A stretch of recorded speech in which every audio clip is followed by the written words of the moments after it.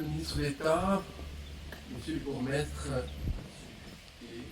Mesdames, Messieurs, comme tous les ans, nous sommes ici réunis pour rendre hommage dans ce cimetière national français de Chastres aux plus de 1200 soldats morts pour la France lors de la Deuxième Guerre mondiale, dans les deux guerres mondiales, à l'occasion du 86e anniversaire des combats de la première armée française en Belgique, dans les premiers jours de l'offensive allemande de mai 1940, dans ce qui se restera dans l'histoire comme la manœuvre de la guerre.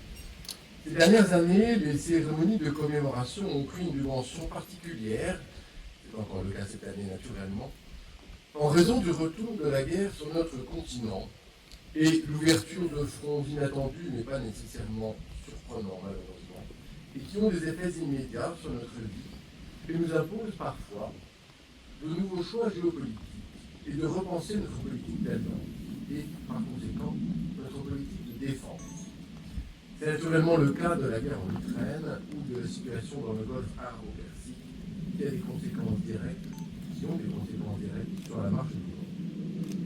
Depuis quelques années, nous avons pris conscience, nous Européens, que le fait guerrier, très théorique jusqu'il y a moins de 10 ans encore, parce que nous n'avons pas voulu en voir les prémices, est au cœur de notre actualité et qui ne concerne plus seulement les régions éloignées.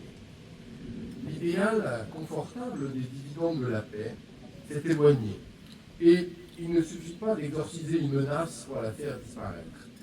Le meilleur moyen d'y faire face est au contraire de s'y préparer et c'est tout ce que nous faisons ensemble aujourd'hui, Français et Belges, Européens pour tout dire. Il importe aussi, à la même fin, c'est-à-dire pour saisir l'importance de la préparation au combat éventuel, une préparation dans toutes ses dimensions, préparation politique d'abord, mais aussi naturellement préparation matérielle, préparation militaire, préparation psychologique, sociale, que sais-je. Il importe aussi de connaître l'histoire des combats passés.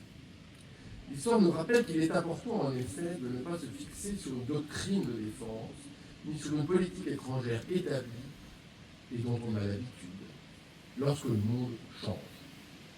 Nos deux pays en ont fait les frais de leurs erreurs. Lorsque la Belgique, accrochée au dogme de la neutralité, pourtant violé une première fois par l'Allemagne en 1914, dénonça en 1936 l'accord militaire de 1920 qui avait été perçu dans mon pays comme une sorte d'alliance en bonne et due forme entre la France et la Belgique. La Belgique décida alors de reprendre sa politique de neutralité théoriquement alors garantie par la France, le Royaume-Uni et même l'Allemagne italienne. Et tout attaché à ce principe un peu érigé en vérité absolue, la Belgique refusa au début de l'année 1940 le prépositionnement de troupes françaises et britanniques afin de ne pas laisser penser qu'elle n'était pas neutre dans la guerre qui avait été déclarée par la France et le Royaume-Uni 6 mois plus tard.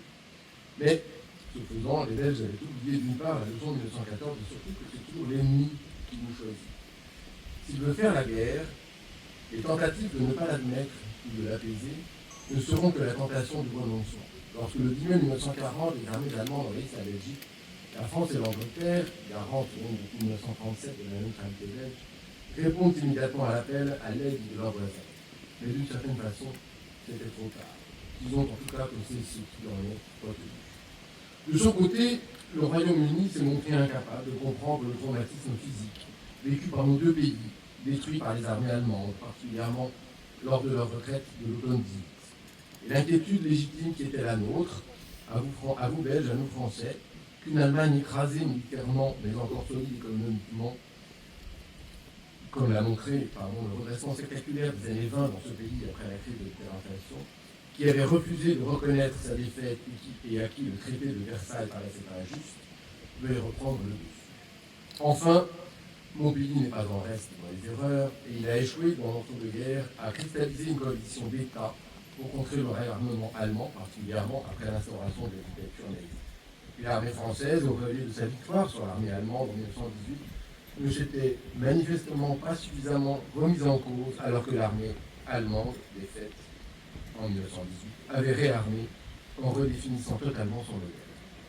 Bref, les erreurs des chefs, politiques ou militaires, malgré tout, n'autorisent pas à imputer aux soldats la défaite humiliante de 1940.